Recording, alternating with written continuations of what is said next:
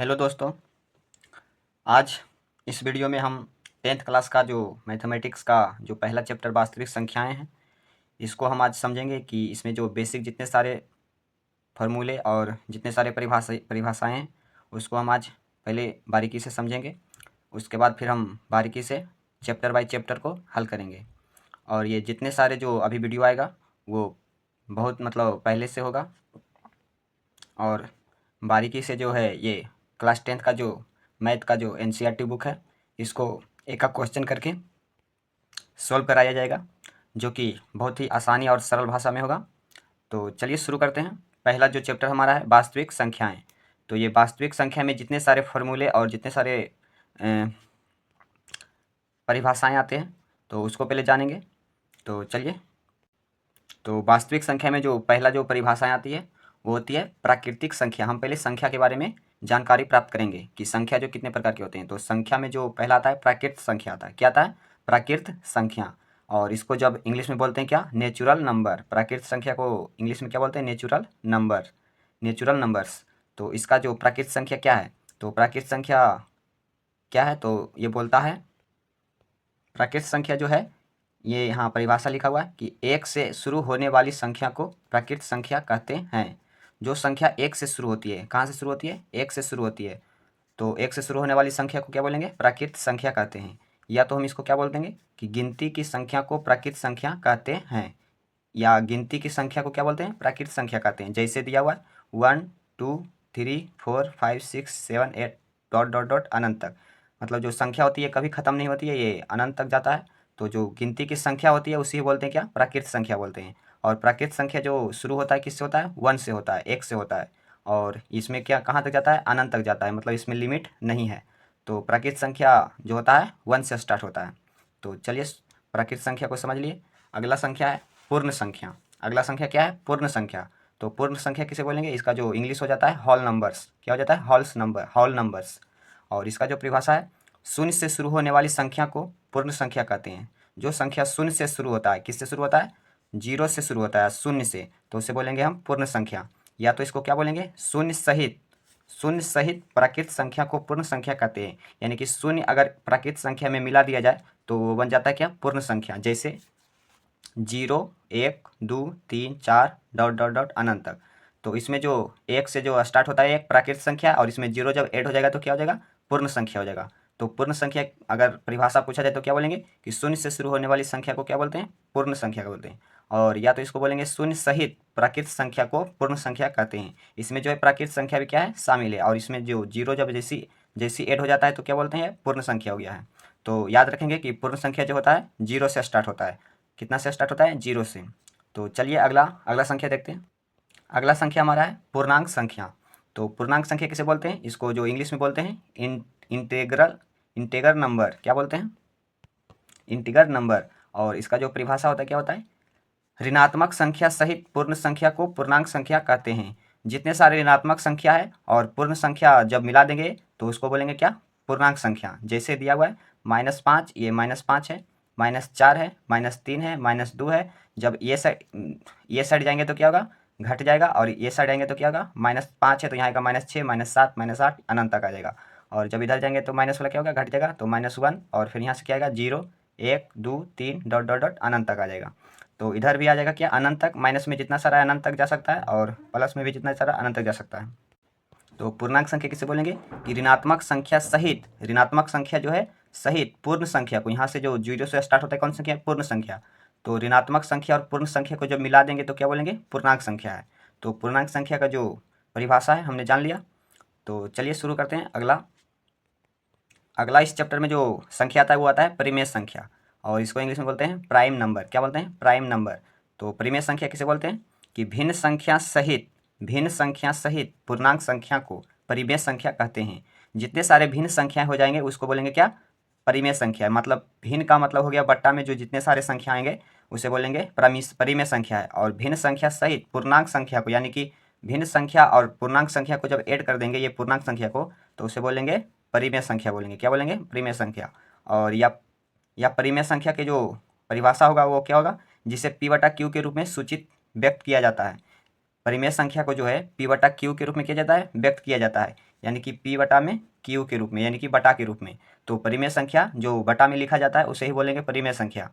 तो परिमेय संख्या को क्या बोलेंगे कि पूर्णांक संख्या और भिन्न संख्या को जब मिलाएंगे तो बोलेंगे परिमेय संख्या। जैसे में दिया हुआ है -5 -8/3 2/3 जीरो, जीरो भी एक क्या है परिमेय संख्या, यानी कि जीरो अगर इसको जीरो के बटा में कुछ नहीं तो क्या है 1 है, तो ये 0/1 हो जाएगा क्या परिमेय संख्या, और इसका मान कितना आएगा 0 आएगा। तो जीरो अगर पूछा जाए कि जीरो कौन सा संख्या है तो बोलेंगे परिमेय संख्या एक है। और जितने सारे संख्या मान लीजिए कि जैसे 3 लिखें तो 3 भी एक परिमेय संख्या है, 3 के बटा में कुछ नहीं तो क्या है 1 है, तो ये भी पी बटा क्यू के रूप में आ गया, तो इसे भी बोलेंगे क्या है एक परिमेय संख्या है। परिमेय संख्या का मतलब है कि बटा में लिखा जाना चाहिए, पी बटा क्यू के रूप में लिखा जाना चाहिए, तो बोलेंगे उसे परिमेय संख्या है। तो परिमेय संख्या को समझ लिए। चलिए अगला संख्या देखते हैं अब। अगला संख्या हमारा है अपरिमेय संख्या। अपरिमेय संख्या जो इंग्लिश होता है वो होता है क्या इंटरनेशनल नंबर। इंटरनेशनल नंबर क्या होता है इंटरनेशनल नंबर, और इसका जो परिभाषा हो जाता है क्या होता है वैसी संख्या जो रूट यानी कि रूट जो होता है इस तरह से रूट होता है, वैसी संख्या जो रूट इस तरह से रूट होता है में होता है, रूट में होता है, यानी कि रूट के अंदर होना चाहिए। क्या होना चाहिए रूट के अंदर होना चाहिए, और जिसका पूरा पूरा वर्गमूल नहीं निकलता है, मतलब वैसी संख्या जो रूट के अंदर हो और जिसका पूरा पूरा वर्गमूल नहीं निकलता हो उसे बोलेंगे क्या अपरिमेय संख्या बोलेंगे। क्या बोलेंगे अपरिमेय संख्या बोलते हैं। जैसे में दिया हुआ है √3, जब √3 का जब वर्गमूल निकालेंगे तो इसका जो पूरा पूरा वर्गमूल नहीं निकलेगा, ये कुछ पॉइंट में आएगा, तो पॉइंट वाला नहीं पूरा पूरा निकलना चाहिए। अगर पूरा पूरा नहीं निकलता है तो वो बोलेंगे अपरिमेय संख्या है। तो √3 का पूरा पूरा वर्गमूल नहीं निकलता है, और √2 है तो इसका भी पूरा पूरा वर्गमूल नहीं निकलता है, √5 है, √6 है, √7 है इत्यादि हो जाएगा। तो जितने सारे रूट में रहेंगे और उसका पूरा पूरा वर्गमूल नहीं निकलना चाहिए तो उसे बोलेंगे क्या अपरिमेय संख्या है। कौन सा संख्या है अपरिमेय संख्या। अपरिमेय संख्या को हमेशा जो है रूट में लिखा जाता है और इसका पूरा पूरा वर्गमूल नहीं निकलता है, तो इसको याद रखेंगे कि अपरिमेय संख्या जो होता है रूट में होता है और उसका पूरा पूरा वर्गमूल नहीं निकलता है, और इसे जो है पी बटा क्यू के रूप में सूचित नहीं करते हैं, व्यक्त नहीं किया जाता है। अपरिमेय संख्या को जब पूछा जाए कि पी बटा क्यू के रूप में सूचित किया जाता है तो बोलेंगे पी बटा क्यू के रूप में सूचित नहीं किया जाता है। अगला संख्या जो हमारा है वास्तविक संख्या, और वास्तविक संख्या का ही जो चैप्टर का जो नाम है क्या है वास्तविक संख्या है, और इसको इंग्लिश में बोलते हैं रियल नंबर। क्या बोलते हैं रियल नंबर। और ये वास्तविक संख्या जो है ये सारे संख्याओं का सम्मिलित रूप होता है। जो हमारा चैप्टर का नाम है वास्तविक संख्या, तो इसको क्या इसका परिभाषा क्या हो जाएगा जो जितने सारे संख्या भी पीछे में हमने डिस्कस किए हैं उसी में जितना सारा संख्या है वो सब हो जाएगा क्या वास्तविक संख्या। जब सारे संख्याओं को मिला देंगे तो उसे बोलेंगे क्या रियल नंबर बोलेंगे। क्या बोलेंगे रियल नंबर। तो इसका जो परिभाषा हो जाएगा क्या हो जाएगा परिमेय तथा अपरिमेय संख्या के सम्मिलित रूप को, परिमेय तथा अपरिमेय संख्या के सम्मिलित रूप को वास्तविक संख्या कहते हैं। तो परिमेय जितने सारे संख्या है वो भी आ गया और अपरिमेय भी, दोनों को जब शामिल करेंगे तो क्या हो जाएगा वास्तविक संख्या हो जाएगा। यानी कि जितने सारे पीछे पीछे में संख्याएं बता दी हैं डिस्कस किए हुए तो उसमें इसमें जो वास्तविक संख्या इसमें सारे संख्याएं आ जाएंगे। जैसे कि दिया हुआ है √2 तो ये एक अपरिमेय संख्या है, √3 ये भी एक अपरिमेय संख्या है, -5 ये -5 क्या है पूर्णांक संख्या है, -2 भी पूर्णांक संख्या है, 0 एक क्या है पूर्ण संख्या है, पूर्णांक संख्या भी है, और एक क्या है प्राकृतिक संख्या भी है और पूर्ण संख्या भी है। तो जितने सारे संख्या आ जाएगा क्या आ जाएंगे वास्तविक संख्या में आ जाएगा। तो वास्तविक संख्या जो होता है सारे संख्याओं का सम्मिलित रूप होता है। तो इस तरह से हम कह सकते हैं कि वास्तविक संख्या का जो परिभाषा होगा परिमेय तथा अपरिमेय संख्या के सम्मिलित रूप को वास्तविक संख्या कहते हैं। तो इतना याद रखेंगे, और इससे जो कुछ और जानकारी कुछ और परिभाषाएं जान लेते हैं कुछ और संख्या के बारे में। ये संख्याएं जो है हमने बचपन से पढ़ते जा रहे हैं। जो पहला संख्या है सम संख्या। पहला संख्या क्या है ये बचपन में सिखाया जाता है हमको कि सम संख्या किसे कहते हैं। तो सम संख्या किसे कहते हैं वैसी संख्या जो दो से पूरा जो दो से क्या होता है पूरा पूरा विभाजित होता है उसे सम संख्या कहते हैं। जैसे दिया हुआ है 0 2 6 8 12 इत्यादि। तो ये जितने सारे संख्या हैं 2 से पूरा पूरा विभाजित हो जाते हैं। जिसे 0 भी 2 से विभाजित है और 2 भी 2 से क्या विभाजित है, 2 का पहाड़ हमें 2 आ जाता है, यानी कि 2 से ये पूरा पूरी भाग लग जाएगा तो उसे बोलेंगे क्या सम संख्या। क्या बोलेंगे सम संख्या। तो सम संख्या का जो परिभाषा है वैसी संख्या जो 2 से पूरा पूरा विभाजित होता है उसे बोलेंगे सम संख्या। जैसे में दिया हुआ है 0 2 6 8 12 इत्यादि। अगला संख्या विषम संख्या। विषम संख्या किसे बोलेंगे वैसी संख्या जो 2 से पूरा पूरा विभाजित नहीं होता है। सम संख्या जो 2 से पूरा पूरा विभाजित हो जाता है, लेकिन जो विषम संख्या होता है वही विषम संख्या जो होता है 2 से पूरा पूरा विभाजित नहीं होता है। जैसे कि 1 3 5 इत्यादि। ये जो है 2 से पूरा पूरा नहीं कटता है। जैसे हो गया 13 17, ये जो सारे जितने सारे संख्या ये सब 2 से पूरा पूरा नहीं कटता है तो इसे बोलेंगे क्या विषम संख्या है। जैसे हो गया 9 9 भी क्या है विषम संख्या है, ये 2 से पूरा पूरा विभाजित नहीं होगा। तो जो 2 से पूरा पूरा विभाजित हो जाता है उसे बोलेंगे सम संख्या, और जो 2 से पूरा पूरा विभाजित नहीं होता उसे बोलेंगे विषम संख्या। अगला संख्या हमारा अभाज्य संख्या। अभाज्य संख्या किसे बोलेंगे? वैसी संख्या जो स्वयं तथा एक के अतिरिक्त किसी अन्य संख्या से पूर्ण विभाजित नहीं होता है। वैसी संख्या जो स्वयं तथा एक के अतिरिक्त किसी अन्य संख्या से पूर्ण विभाजित नहीं होता है, यानी कि जो संख्याएं वो मान लो कि स्वयं, जैसे मान लो कि 3, तो ये 3 जो संख्या स्वयं और एक के अलावा किसी अन्य संख्या से विभाजित नहीं होता है, तो उससे बोलेंगे अभाज्य संख्या है। जैसे मान लो कि हो गया 2, तो 2 भी जो है 1 से विभाजित होगा और खुद से विभाजित होगा और किसी अन्य संख्या से विभाजित नहीं होगा, तो 2 भी एक क्या है? अभाज्य संख्या है। तो 2 जो इसको याद रखेंगे, 2 सम संख्या भी है और अभाज्य संख्या भी है। तो 2 को याद रखेंगे कि इसे बोलेंगे सम अभाज्य संख्या। 2 को क्या बोलेंगे? सम अभाज्य संख्या बोलेंगे। अगर क्वेश्चन में आ जाए कि सम अभाज्य संख्या किसे बोला जाता है तो बोलेंगे 2 को।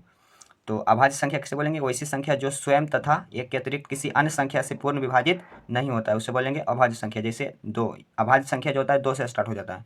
2, 3, 5 ये जो है स्वयं और एक के अलावा किसी अन्य संख्या से विभाजित नहीं होगा, तो उसे बोलेंगे अभाज्य संख्या। तो ये थे इस चैप्टर के जितने सारे फॉर्मूले और संख्या के बारे में हमने जानकारी प्राप्त कर ली है।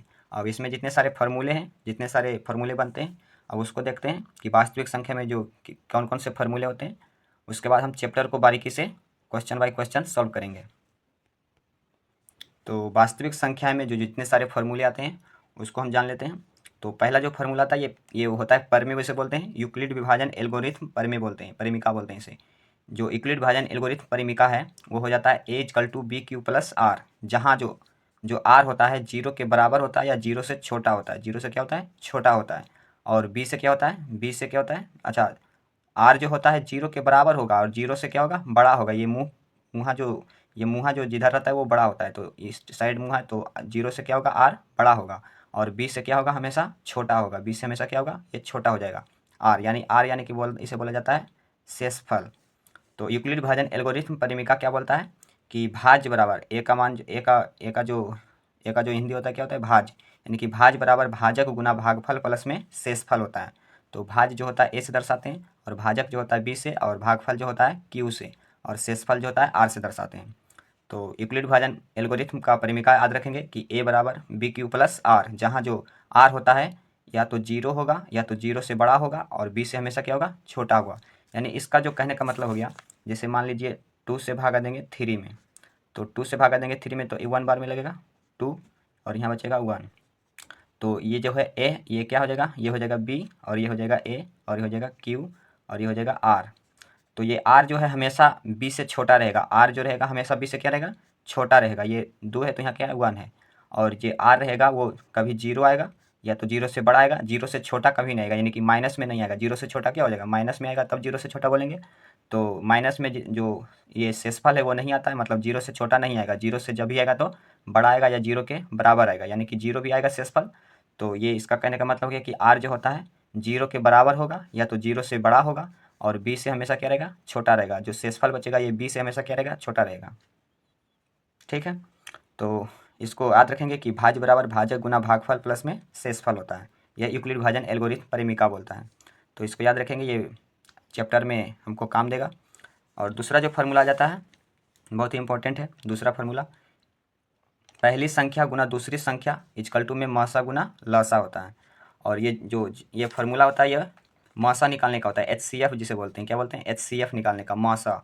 और क्या निकालते हैं? लासा, LCM। एक होता है HCF का मतलब होता है हाईएस्ट कॉमन फैक्टर और LCM होता है लोएस्ट कॉमन फैक्टर। ठीक है, और यहाँ से पहली संख्या गुना दूसरी संख्या बराबर क्या होता है? फार्मूला मासा गुना मा लासा होता है। तो पहली संख्या गुना दूसरी संख्या, अगर दो संख्या दिया रहे, अगर दो संख्या क्वेश्चन में दिया रहे तो जब दोनों संख्या को गुना करेंगे, गुणनफल, और बराबर होगा मासा निकालेंगे जितना और लासा निकालेंगे जितना, जब दोनों को गुना करेंगे तो दोनों क्या आएगा? बराबर आना चाहिए। तो ये फार्मूला याद रखेंगे कि पहली संख्या गुना दूसरी संख्या जो बराबर होता है किसके? मासा गुना लासा का होता है। और दूसरा जो फार्मूला था इसी से निकालेंगे। पहली संख्या बराबर अगर पूछा जाए कि ये, यानी कि पहली संख्या बराबर क्या हो जाएगा? तो ये पहली संख्या हो गया और ये गुना में है तो बराबर की साइड जाएगा तो क्या होगा? बटा में। ये दूसरी संख्या आ जाएगा बटा में।